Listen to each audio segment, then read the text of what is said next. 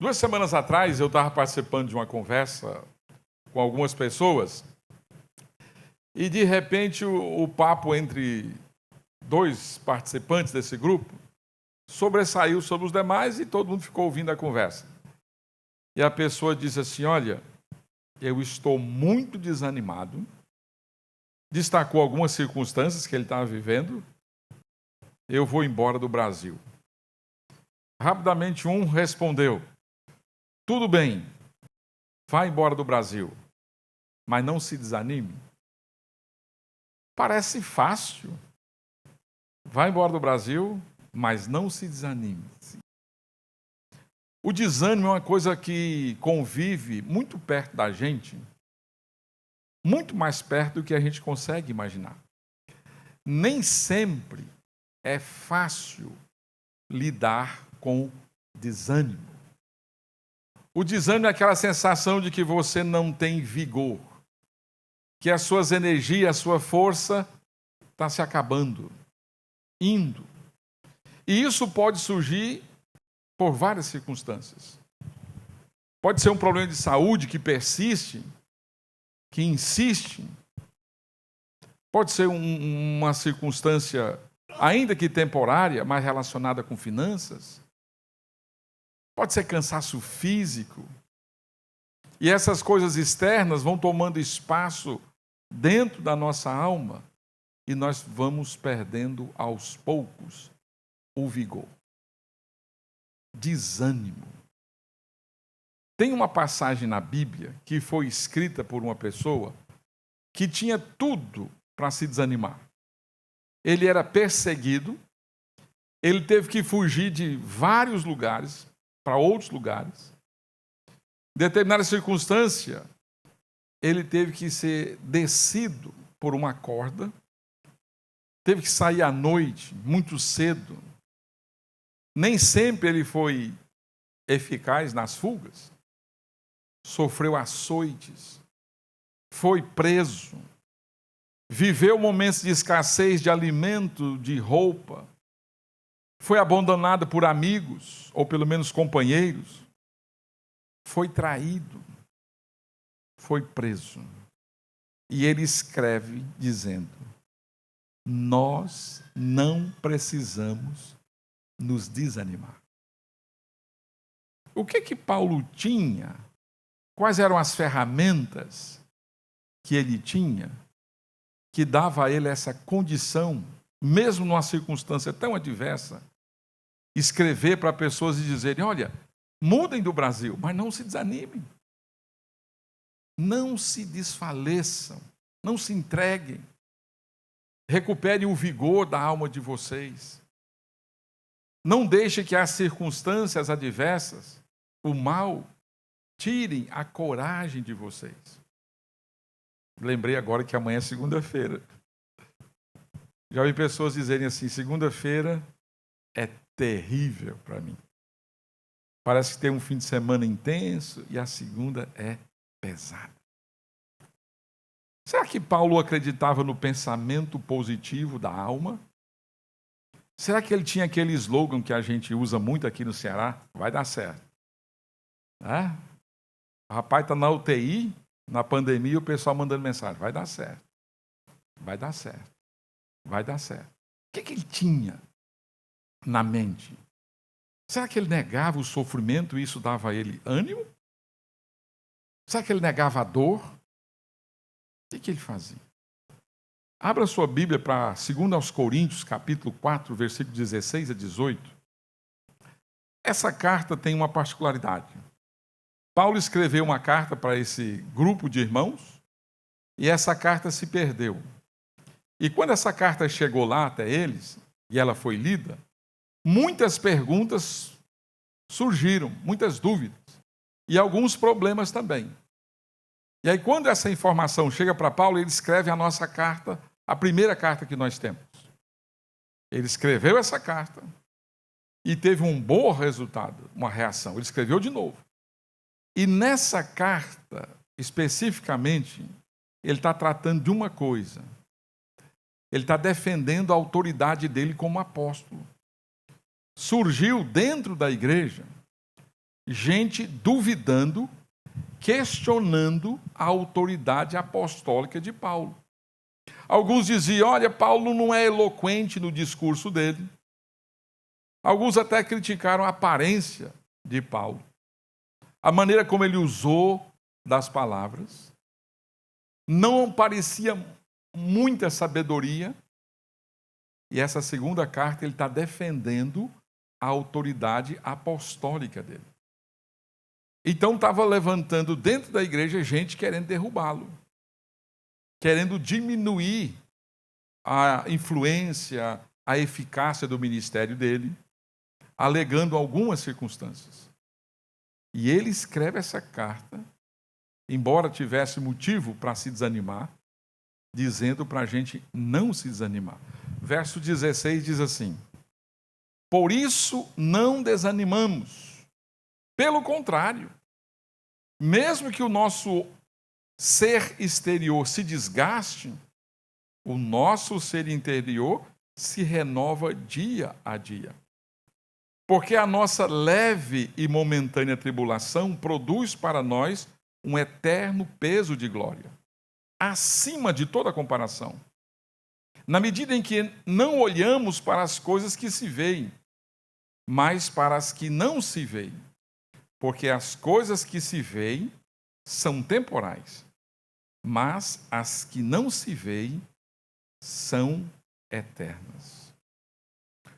Observe que o nosso versículo lido, inicialmente, o 16, começa por isso. Ele está chamando a nossa atenção para as coisas que foram ditas anteriormente, aquelas coisas que ele tinha escrito já. No versículo 1, por exemplo, ele diz, olha, por isso, tendo este ministério, segundo a misericórdia que nos foi dada, não desanimamos. Ele já tinha mencionado isso, e a natureza do ministério dele, uma natureza espiritual, dava a ele motivo, conforme a misericórdia de Deus, para não se desanimar. E aqui no versículo 16, ele liga tudo o que foi dito anteriormente com esses versículos finais, esses 3 versículos finais nessa conclusão que ele está apresentando aqui. No versículo 14, tem o cerne das verdades principais. Ele diz, sabendo que aquele que ressuscitou o Senhor Jesus também nos ressuscitará com Jesus e nos apresentará juntamente com vocês. Sabendo, ele fala de uma convicção que ele tinha. Ele disse, olha, nós temos essa garantia, essa certeza de que aquele que ressuscitou Jesus também vai nos ressuscitar juntamente com ele, pelo fato de estarem unidos a Jesus Cristo. No versículo 15, ele escreveu, porque tudo isso é para o bem de vocês, para que a graça, multiplicando-se, se torne abundante as ações de graças por meio de muitos, para a glória de Deus.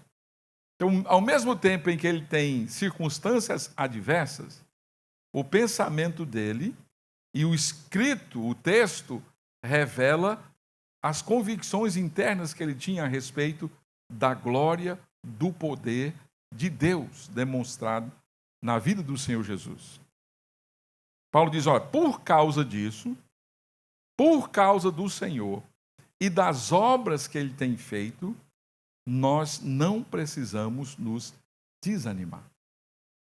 Em outras palavras, ele está querendo dizer, olha, se você crê que Jesus Cristo é o Deus eterno que se fez homem, viveu nesse mundo, morreu na cruz do Calvário pelos nossos pecados, foi ressuscitado pelo poder de Deus ao 3º dia e está vivo à direita de Deus, intercedendo por nós, você não precisa se desanimar.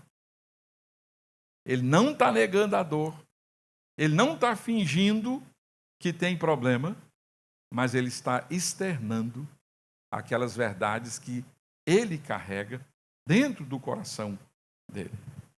Então ele diz, olha, por isso nós não desfalecemos. Essa é a conclusão dele. Não é otimismo, percebe aqui, não é força de vontade, não é disciplina, não é força de vontade, não é pensamento positivo, não é negação da dor, não é misticismo que despreza aquilo que o corpo passa, as experiências do corpo, é convicção bíblica, que foi forjada ao longo do ministério dele, numa caminhada de lutas, de dores, de muito sofrimento, sustentado por 3 convicções, 3 pilares que ele tinha aqui. E eu quero destacar 3 razões pelas quais nós não precisamos nos desanimar. A primeira razão, não desanimamos porque Deus está renovando o nosso homem interior. Logo em seguida, depois dele nos exortar dizendo, olha, por essa razão nós não desanimamos. Pelo contrário, ainda que esse homem exterior, esse corpo que está sujeito às limitações, se corrompe, se desfaz, se enfraquece, o nosso homem interior, esse está sendo renovado. Paulo revela aqui que nós temos uma parte física e uma parte espiritual, uma parte interna. Esta parte externa está sujeita ao momento, à circunstância, ao tempo. Mas ele disse, olha, mas, por outro lado, o nosso homem interior acontece um milagre continuamente, que é essa renovação. Então, o capítulo 4, ele está descrevendo algumas aflições, algumas perseguições e sofrimentos que ele passou. No versículo 8, ele disse, olha, em tudo somos atribulados, porém não angustiados. Ficamos perplexos, porém não desanimados. É interessante, em nenhum momento ele nega. Tem gente que pensa que uma estratégia para enfrentar o sofrimento, a dor, é você negar a dor. Não, isso não funciona. Ele não nega em nenhum momento. Ele assume essa realidade o tempo todo. No versículo 9, somos perseguidos, porém não abandonados. Somos derrubados, porém não destruídos. Então, ele compartilha dessa luta, dessa experiência que ele está vivendo aqui.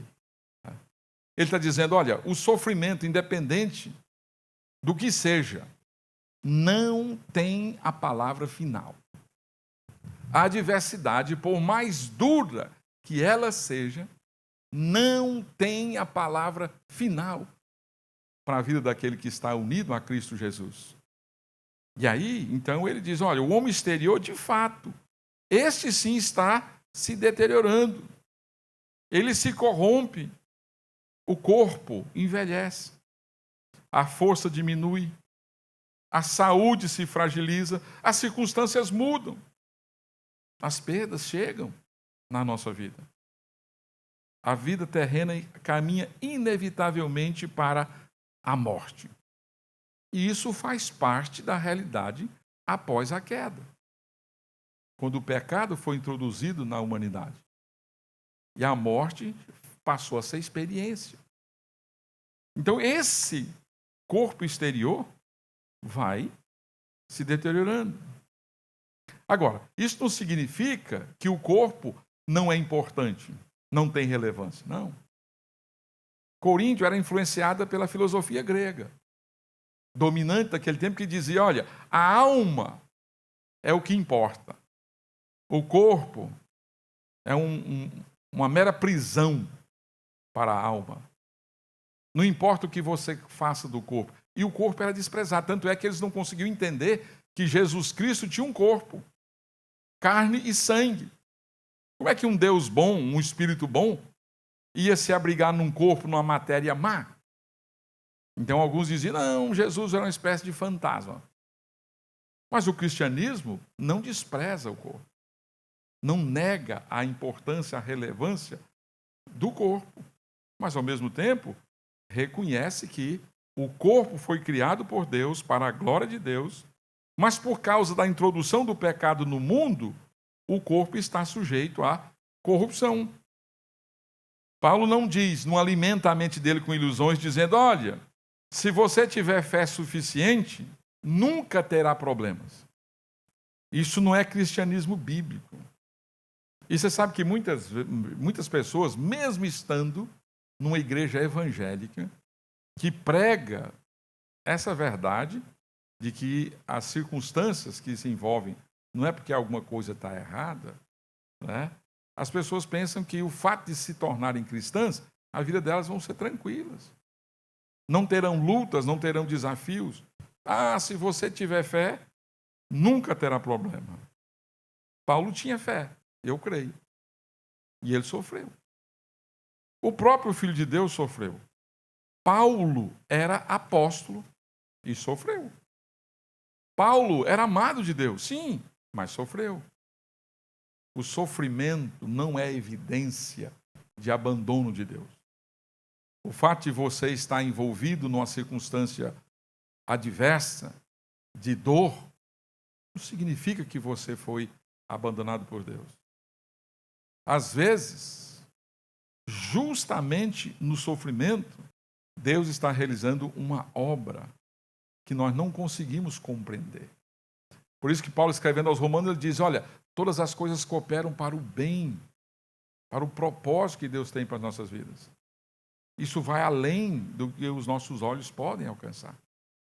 Deus é o Deus da provisão. E aí Paulo diz, olha, mas esse homem exterior, sim, ele vai se corrompendo, mas o interior está sendo renovado. Né? Percebe o contraste? Ele diz, pelo contrário, o nosso homem interior se renova de dia em dia. O corpo pode estar enfraquecendo, mas ao mesmo tempo a alma está sendo fortalecida diante do Senhor. Por fora, deterioração.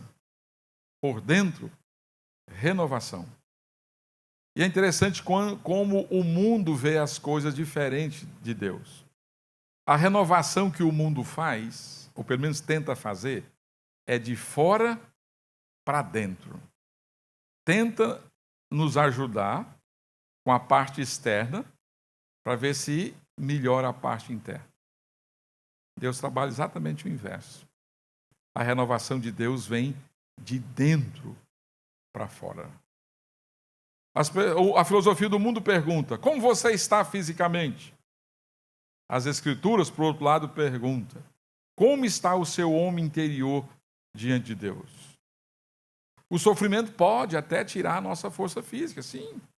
Nossos recursos, nossa segurança e até algumas pessoas que nós amamos. Mas não pode destruir aquilo que Deus está fazendo em nosso interior. A Bíblia diz que o Espírito Santo convence as pessoas do pecado, do juízo e da verdade. É o Espírito Santo que nos convence que Jesus Cristo é o Deus que se fez homem. É o Espírito Santo que nos convence que nós somos pecadores e só Jesus Cristo pode nos salvar. É o Espírito Santo que nos leva à confissão que Jesus Cristo é Senhor e Salvador. E esse mesmo Espírito, uma vez que declaramos fé no Senhor Jesus, trabalha em nosso interior, transformando, renovando. A Bíblia chama isso de santificação progressiva. É o processo do Espírito Santo em nos levar a uma identificação com a pessoa de Jesus. É o grande projeto de Deus na vida daquele que crê em Cristo, é fazê-lo parecido com Jesus. É fazê-lo crescer na semelhança do Senhor Jesus. Mais do que estar livre de problemas, estar livre de dores, de sofrimento, de insegurança ou coisa semelhante. Talvez você esteja enfrentando algum tipo de circunstância adversa e você esteja olhando exatamente para aquilo que está se deteriorando. Família passando por dificuldades, relacionamentos quebrados, talvez lidando com o envelhecimento, a diminuição de recursos, aquilo que você planejou parece que não aconteceu do jeito que você sonhou, portas se fecharam, uma pessoa querida partiu. A pergunta é: o que Deus está fazendo em mim através disso? Como Deus está usando todas essas circunstâncias para renovar, transformar o meu homem interior, aquilo que de fato eu sou. E essa é uma grande obra da graça de Deus, nos transformar à semelhança de Jesus Cristo. E sabe qual é a ferramenta muito eficaz? A adversidade, sofrimento, luta, batalha. Essas coisas que todos nós lidamos, enfrentamos frequentemente na vida. Deus está mais interessado em formar Cristo em nós do que em tornar a nossa vida confortável. Se nós perguntássemos a nós mesmos, o que é mais importante, conforto ou santidade? Conforto. Mas Deus está preocupado muito mais em fazer você parecido com Jesus do que te dar uma vida confortável. E eu não estou dizendo que Ele não pode fazer isso. Mas Ele nunca prometeu que você nunca vai ter lutas. E essas adversidades que fazem parte da nossa experiência são instrumentos de Deus para a nossa transformação. O exterior está sofrendo, mas o interior está sendo renovado. Uma segunda razão que Paulo apresenta aqui, que nós não desanimamos porque a aflição atual, presente, produz glória futura. Verso 17. Porque a nossa leve, momentânea tribulação produz para nós um eterno peso de glória, acima de toda comparação. É muito interessante. Paulo chama o sofrimento aqui de leve e momentâneo. Se ele me pega num dia mal-humorado, eu vou dizer, porque não é você. Leve e momentâneo. Mas por que ele faz isso? Por que ele faz essa afirmação que parece tão absurda, que parece minimizar a dor da gente, que parece mostrar que aquilo que eu estou sentindo é irrelevante, não corresponde com a realidade? O que está acontecendo aqui? Não, mas ele não está minimizando o sofrimento. Paulo está dizendo que os seus sofrimentos eram pequenos, se comparado com a glória futura. Então, quando ele colocou na balança 2 pesos, glória futura e o sofrimento presente, a glória é mais pesada. Então, quando ele pegou o peso do sofrimento e o peso da glória futura, a glória futura pesou muito mais. É igual aquelas balanças antigas, que o pessoal colocava um peso de um lado, 1 quilo. Isso é bem antigo. Né? Colocava de um lado uma bacia com um peso de 1 quilo e do outro lado tinha outra bacia vazia. Então, quando estava vazia, ficava assim. Aí ele ia colocando na bacia vazia. Aí, quando tinha o equilíbrio, 1 quilo. Então, Paulo fez esse tipo de comparação. Colocou nos 2 pratos da balança. Colocou a glória futura e o sofrimento presente. E a glória muito mais pesada. O prato que estava o sofrimento fez assim, ficou lá em cima. E a glória lá embaixo. Então, esse exercício, esse entendimento, fez com que ele declarasse leve e momentâneo. Leve e momentâneo. A tribulação, novamente, era real. Não era uma invenção. Segundo os Coríntios 11, se você quer se aprofundar nessa informação, leia. Ele tem um texto extenso falando do sofrimento dele, de como ele lidou com todas essas experiências. E aqui ele está chamando, então, de leve essa tribulação. Não é porque era insignificante, é porque a glória futura que ele estava comparando é infinitamente mais pesada, é maior. Imagine você na praia, encantado com a beleza do mar, e você pinga uma gota de água no oceano. Aquela gota é real, verdadeira. Mas diante do oceano, sua proporção é insignificante. Insignificante. Aí Paulo diz, olha, quando eu contemplei a glória futura e o sofrimento presente, a glória é muito maior. Isso é um convite, não uma mera contemplação, mas uma visita às promessas de Deus que foram reveladas. Nosso sofrimento é real, mas diante da eternidade, ele é incomparavelmente pequeno. Mas Paulo não para aí, ele diz que é momentânea. Não significa que o sofrimento dura poucos dias. Não. Algumas tribulações podem durar anos. Algumas provações vão nos acompanhar até a morte. Eu conheço pessoas assim, que lidam com algum tipo de tribulação que talvez vai acompanhá-los até a morte. Mas, quando comparado com a eternidade, todo o sofrimento presente é temporário. A eternidade não é apenas uma vida muito longa. É uma existência que não termina. O sofrimento tem prazo.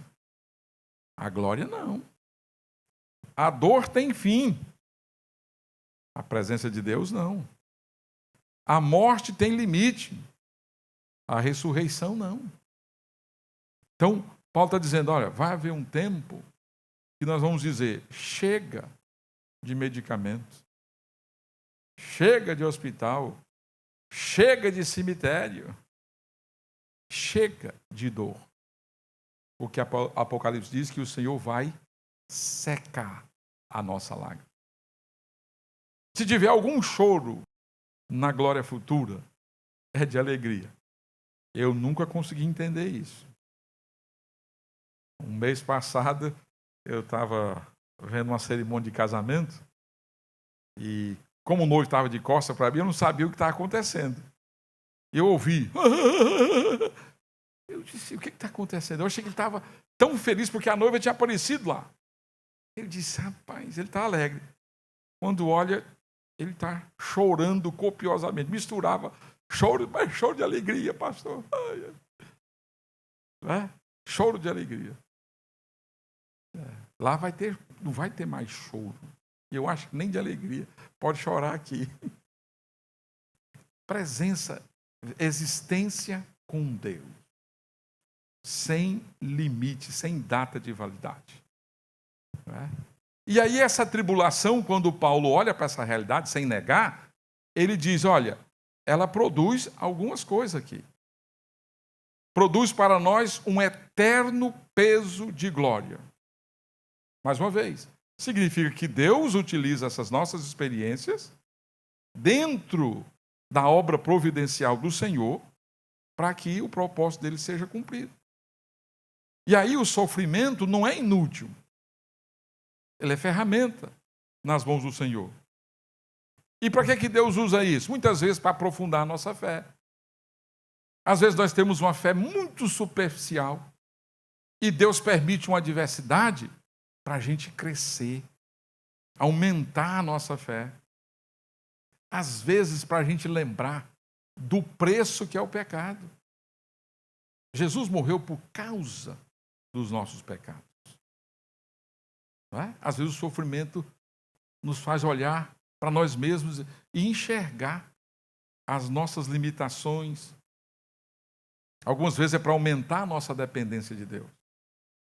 Às vezes a situação nos deixa num beco sem saída e a gente desiste dos esforços pessoais e confia plenamente.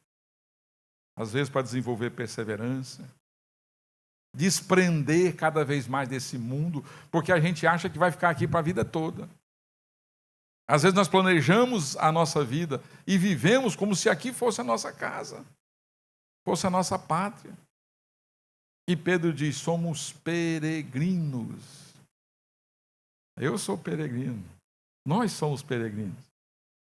Né? Estamos aqui de passagem. Não é a nossa pátria final. E às vezes eu preciso ser lembrado disso. Né? Para começar a desejar a pátria celestial. Ninguém é salvo pelo sofrimento. O sofrimento não é o nosso salvador. De jeito nenhum. O sofrimento não me dá crédito diante de Deus. O sofrimento de Cristo é que proporciona essa salvação. Agora, Deus usa esse sofrimento para nos permitir crescimento. Eterno peso de glória. É uma expressão tremenda. Esse contraste que Paulo faz aqui. Isso porque a cruz pode fazer a estrada parecer pesada. De fato é. Mas a glória fará toda lágrima parecer pequena. Então Paulo diz, olha, por isso nós não desanimamos. Né? Por causa da glória que vai ser revelada.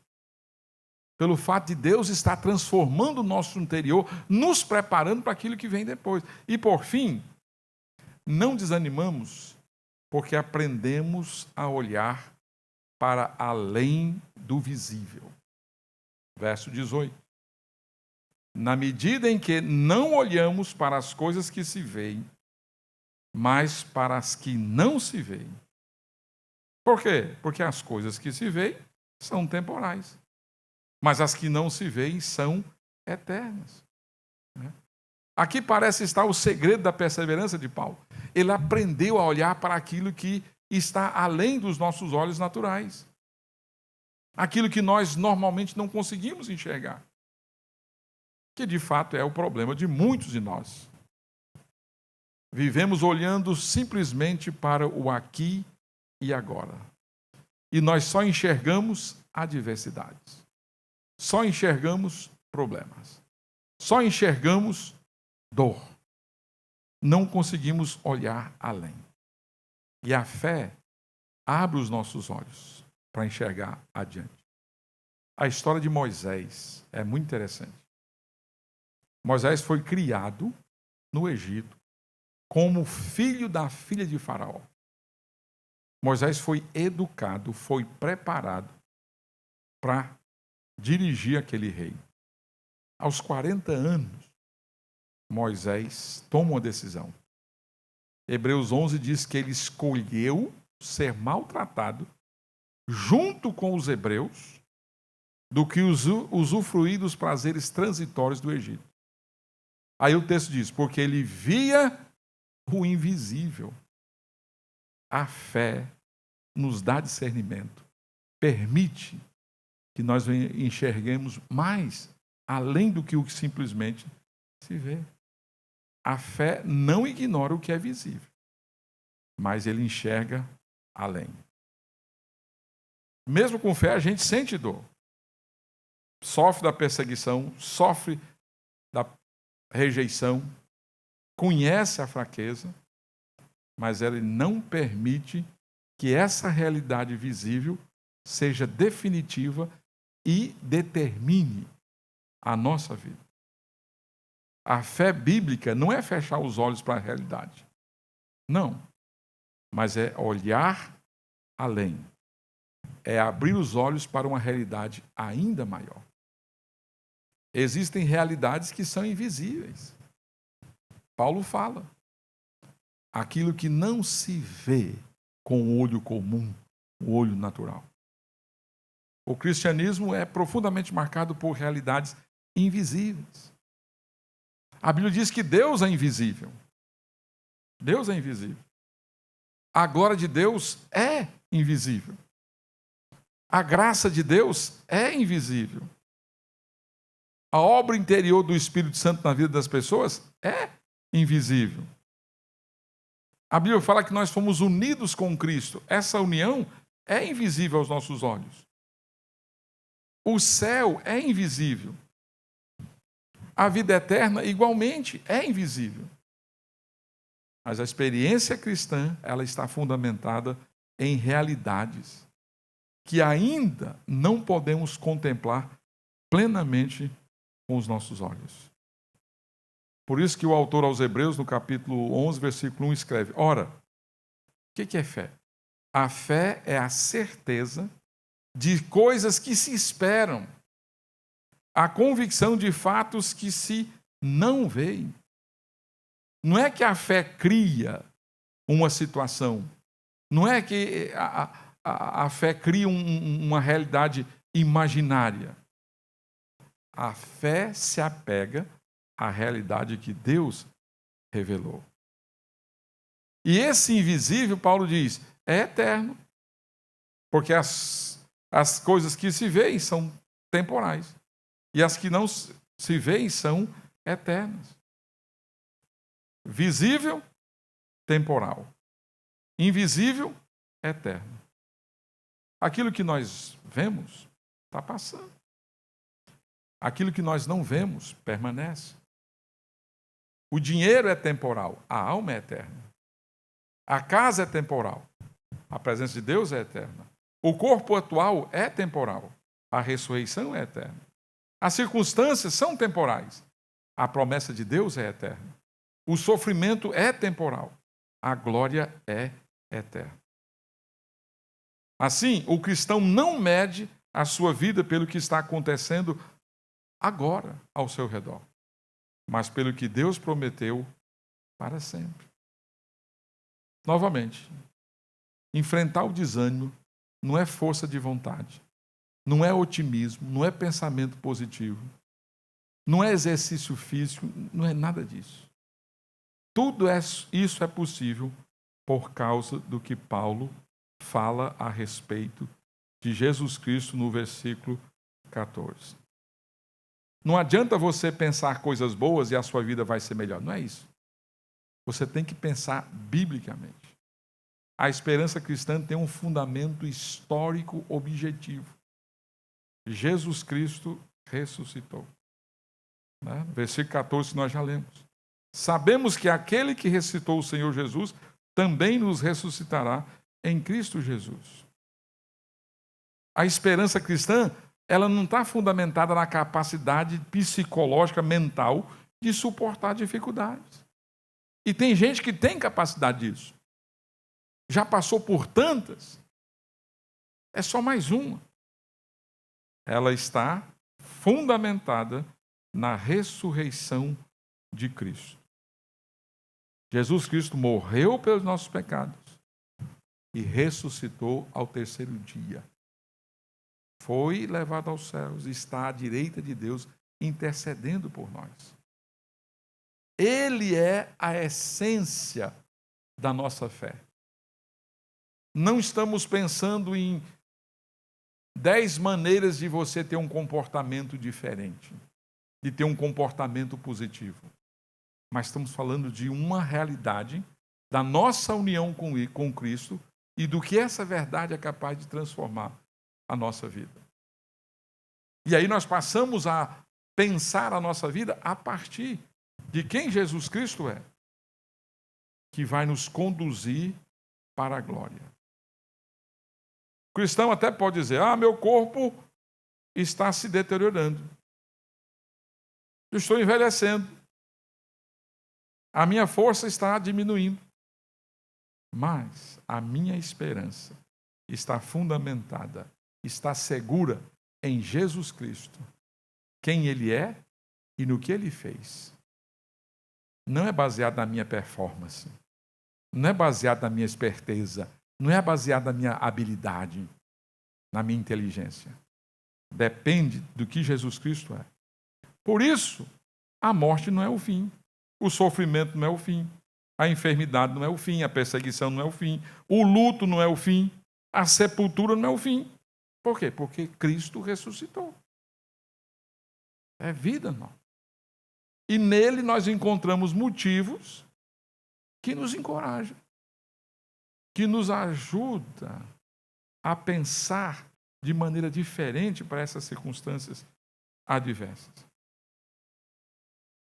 O problema da circunstância é que a gente tem a tendência de pensar Deus a partir da nossa circunstância. A gente fica muito limitado. E às vezes a gente acha que Deus está punindo.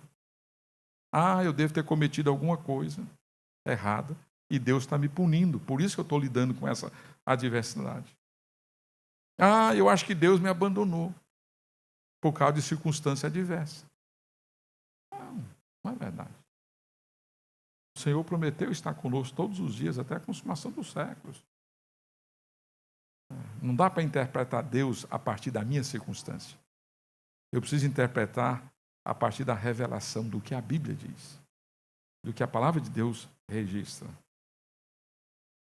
Se Deus está renovando o seu homem interior, alimente o seu homem interior. Alimente da palavra. A Bíblia fala que a palavra de Deus é como se fosse um alimento. Doce como o favo, diz o salmista. Jó diz que é melhor do que comida. Alimente-se da palavra, alimente-se da oração, alimente-se da comunhão com outras pessoas.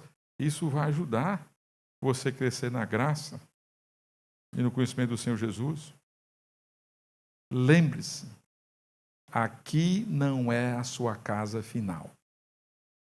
Você está aqui, mas você não é daqui. Isso não quer dizer que você deve desprezar e viver de qualquer jeito. Não. Mas lembrar, a sua verdadeira pátria não é aqui. Olhe para a eternidade, diante do sofrimento. Olhe. A Bíblia não diz, você nunca vai sofrer. Não. Diz, você vai sofrer.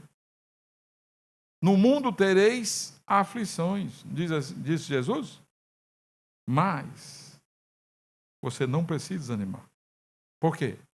Porque Deus está comprometido em renovar o seu homem interior. As tribulações são momentâneas, mas a glória é eterna. Se você olha só para o que você vê, você ficará privado de enxergar aquilo que está além. Tem coisas invisíveis. Deus está trabalhando algo muito, muito além da circunstância propriamente dita. Paulo diz, olha, por isso não precisamos nos desanimar. Mesmo quando a dor faz parte da nossa experiência. Meu desejo é que você, em Cristo, seja encorajado e não, com essas verdades, não permitir que o desânimo ganhe espaço no seu coração. Você seja revigorado pela palavra que diz que você pode lidar com as circunstâncias a partir de uma perspectiva bíblica. E isso trazer graça e paz ao seu coração.